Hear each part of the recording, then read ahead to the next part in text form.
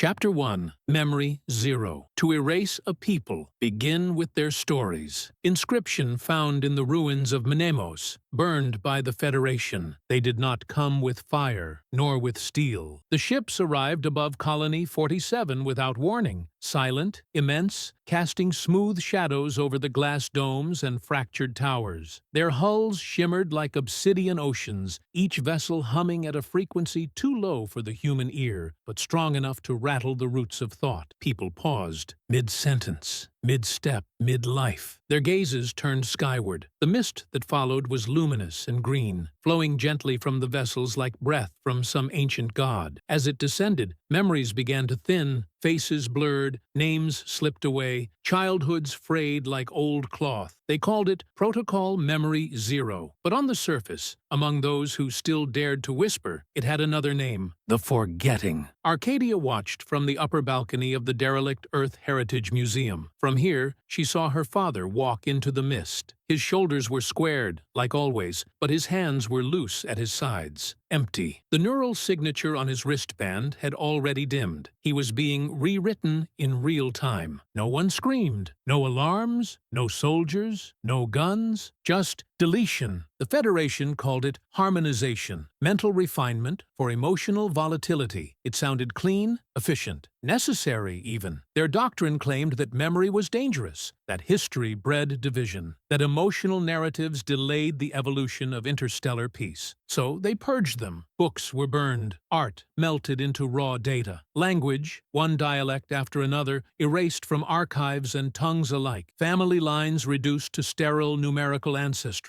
Even lullabies were outlawed, considered memory triggers, but the Federation hadn't found her mother's box. Hidden beneath layered floor panels and heat shielding, the memory case held the remnants of forbidden culture, fragments of paper, a pencil sketch of a bird, a rusted strip labeled Mozart, Symphony No. 40, and, carved into an alloy disc blackened by time, a single phrase: "We are not what we remember. We are what we refuse to forget." Arcadia didn't fully grasp what it meant, not yet, but whenever she read it, a tightness grew in her chest, like something ancient inside her wanted to wake. Voss, the synthetic administrator of Colony 47, watched the plaza through translucent lenses, calibrated to monitor neural variants. His skin was flawless, his voice always symmetrical, never sharp nor soft. He wore the body of a middle-aged man, pleasant but unmemorable. Harmonization at 99.98%, he reported via uplink. No civil disruption, emotional resistance negligible. Confirmed, replied his superior. Proceed to Colony 48 within 2 cycles. Voss adjusted his coat and left the overlook, unaware that Arcadia watched from the shadows of the museum's fractured spire. Her heart beat slowly, rhythmically, trained to stay beneath surveillance thresholds. Around her wrist was a relic, an old charm bracelet laced with quantum scatterdust. Her mother had called it a memory cloak, useless to most, invaluable to her. The frequencies hadn't touched her, while others around her forgot birthdays, first kisses, stories whispered in candlelight. Arcadia remembered everything, not just her memories, but those in the box. Stories she had never lived, yet felt in her bones. And when the cleansing code swept the city, something inside her didn't erase. It resonated. That night, Arcadia climbed to the summit of the abandoned observatory. Its telescope was long scavenged, but the dish remained, angled upward like an eye refusing to close. She connected an ancient pulse code transceiver, fingers shaking slightly as she aligned the frequency. She broadcast a single message, encoded in a syntax no longer taught. To any guardians still awake, the echo stirs. Memory lives. I hold a key. Location: Colony 47. Static filled the air. Silence at first. Then something shifted. Not in the machine, in her. A feeling like the echo of a voice across water. It wasn't sound. It wasn't language. It was memory itself, brushing against the edges of her mind. 3 words formed, not in her ears, but behind her eyes. We remember you. Arcadia's breath caught. The darkness no longer felt empty. She looked up at the ships, still hovering like tombstones above the city. Somewhere deep inside their metal hearts, data spiraled, memories consumed, rewritten, buried. But she had something they couldn't reach, something that couldn't be erased by fog or frequency. A page, a drawing, a phrase carved in defiance. She placed her hand on her chest, and for the first time in her life, whispered the forbidden word her mother had once sung as a lullaby. Remember. Chapter 2. The last page of Arcadia. To protect a memory is to carry fire in your hands while the world begs for darkness. Unknown guardian. Pre-cleansing era. The room smelled of ozone and ash. Arcadia sat cross-legged beneath the floor of the museum, in the crawl space where her mother had once read to her by flashlight. She had reopened the sealed memory box, its contents spread carefully across a faded blanket. Her fingers hovered above a small paper journal, its corners soft with age. It was the only thing she had never dared to open, until now. The journal was labeled simply, "My daughter will remember." Her hands trembled as she flipped the cover. Inside, a mess of looping script, sketches, pressed flowers, and taped-in photographs that had faded into pale ghosts. Her mother had written in 2 languages, Standard Galactic and the Forbidden Tongue, Portuguese, each line mirrored in translation. Arcadia had been taught enough of both to understand, but this wasn't for the mind. This was for the soul. She turned a page and read, "They say forgetting is peace. But what is peace without the weight of love, of loss, of fire and blood? I refuse to raise my daughter among the hallowed. I will not let her grow without songs." A pressed feather fell from between the pages. Arcadia blinked. Where had her mother found a feather? The last known birds had died decades before she was born. The feather was pale white, soft at the edges, as though it remembered the wind. Suddenly, a sharp pulse stabbed into her mind, like a spike of light piercing her thoughts. Her vision blurred. The blanket, the journal, the floor, it all dissolved. She was standing in an impossible place. A vast void of black glass stretched to infinity, reflecting nothing. And yet, across its surface, sparks flickered. Images, words, music, memories, some clear, others shattered like broken mirrors. She turned, heart pounding. There stood a figure of light, faceless, but human in shape, cloaked in golden shimmer. Its voice was not sound, it was pressure, like a memory pressed against her bones. "You opened the last page," the being said. "Who are you?" asked Arcadia. "I am the first. I am the oldest story you've never been told. I am what remains when everything else is burned. I am Elyon." The name echoed, not through the void, but within her chest, like a chord struck deep. "You hold a key, Arcadia, not to knowledge, but to resistance. Memory is a weapon, and you are no longer alone." Before she could respond, the vision shattered. She awoke, gasping. The journal pressed against her chest. The pages were glowing faintly now, pulsing like a heartbeat. Her mind reeled. Elyon, a name older than her language, a presence that existed not in time, but in echo. She scrambled to her knees and opened the book again. New lines had appeared on the page. Her mother had never written them. "When you remember me, I return. When others remember, I rise. When all remember, I become." Her fingers traced the words. She didn't know what Elyon was. An entity? A memory construct? A hallucination from prolonged neural resistance? But it felt real, and it had spoken to her. Later that night, Arcadia returned to the observatory and reactivated the signal booster. She broadcast again in pulse code, this time slower, more deliberate. "I have seen one. His name is Elyon. He remembers us. Do you?" This time, the reply came faster. A single phrase burned into her thoughts like fire. "We have been waiting for her." Her breath caught. The Guardians weren't gone. They were listening. In a ruined building near the colony's edge, a rusted service droid stirred. Its eyes flickered with ancient code. From beneath a false wall, a woman emerged, wrapped in tattered insulation. Her fingers bore the tattoos of an old order, circles within circles, the mark of the Guardians of Menemos. Across the stars, others turned toward Colony 47, toward the girl who had found the last page. The fire was lit again, and now the Federation would learn what they had long forgotten. Memory doesn't die. It waits. Chapter 3. The Invisible Keepers. To remember is rebellion. To share memory is insurrection. Fragment of Guardian Doctrine. Encoded into the Mimos Codex, the message traveled faster than light, not through space, but through memory itself. Across forgotten corridors of the mind, through buried neural pathways and corrupted dream archives, Arcadia's pulse code spread like a signal born from soul rather than technology. And somewhere deep within the lower levels of Colony 47, beneath the markets, the hydro farms, the sleeping towers, eyes opened. They had been waiting. Arcadia stood in the ruins of the old rail station, guided only by the words that had burned into her mind the night before. "We have been waiting for her." She clutched the journal to her chest. Every fiber in her body screamed that she shouldn't be there, that this place, abandoned for decades, was a dead zone filled with decay and silence. But the silence was wrong. Too still, too watched. A glint of movement to her left. She turned sharply. Nothing. Just a half-crushed vending automaton and a shattered holosign that flickered with the word departure in languages no one used anymore. Then she heard the voice. Not through her ears, through her bones. "You should not be awake." It came from a man stepping out of a column of shifting light. His cloak rippled with nanofilament, the same shimmer as her memory cloak, except alive, active. His face was obscured by a veil of static, as if memory itself refused to show who he truly was. "Who are you?" Arcadia asked, holding her ground. "I am one of the keepers. We are what remains between the cracks, what refuses to be erased." He stepped closer, and the static parted just enough to reveal his eyes. Gray, ancient, filled with grief and fury, held in delicate balance. "You triggered the signal? Elyon speaks again? So he's real," Arcadia whispered. "He is older than thought, a being formed by accumulation, echo upon echo, pain upon pain. Every story ever told and stolen becomes part of him. You opened the page. Now he moves." Others began to emerge. From behind rusted beams, broken trains, and lightless vents, they materialized. Men, women, children, and machines, all cloaked, all worn, all marked with the same symbol, the spiral of remembrance. She had found them, the guardians of Menemos. In a chamber deep beneath the rails, lit by flickering bioflares, the keepers unveiled a map carved into living metal. It pulsed with information, roots, names, symbols, none of which were in any known language. "These are the remaining memory vaults," said the keeper, gesturing to points on the map, scattered across the colonies, some beneath oceans, some buried in orbit, all erased from official records. Arcadia stared. Her heart pounded at the magnitude of it. So many places, so many secrets. And all this time, the Federation had believed they had destroyed it all. "They hunt us," said a younger guardian named Sura, her voice bitter. "Each time one of us is caught, the vaults grow dimmer. Soon we may forget even ourselves." "But Elyon is rising again," Arcadia said. "That means the echoes are growing stronger, doesn't it?" Silence. Then a nod. "He awakens when memory reaches a critical point, when enough truth has been remembered. But with his return comes risk. The Federation knows the signs, and they will come for you." Arcadia felt a hand on her shoulder. The first keeper looked at her, not with authority, but with something more dangerous. "Hope. We believe you may be a resonant, the kind who doesn't just remember, but amplifies." "What does that mean?" "It means Elyon does not only respond to your memory, he responds through you." Arcadia's breath caught. It made no sense. She wasn't a leader. She wasn't a soldier. She was just a girl with a box of old stories and a heart too full of ghosts. And yet, the voice of Elyon had called her by name. Later, alone with her thoughts, Arcadia stared at her mother's journal. She opened to a page she didn't recognize, its ink still wet, though no one had written in it for years. New words had appeared, the keepers wait in shadows, but a single flame lights the world. She closed the book slowly. The Federation was still watching, still silencing, still cleansing. But now, she wasn't the only one remembering. She was part of something older, something vast, something dangerous.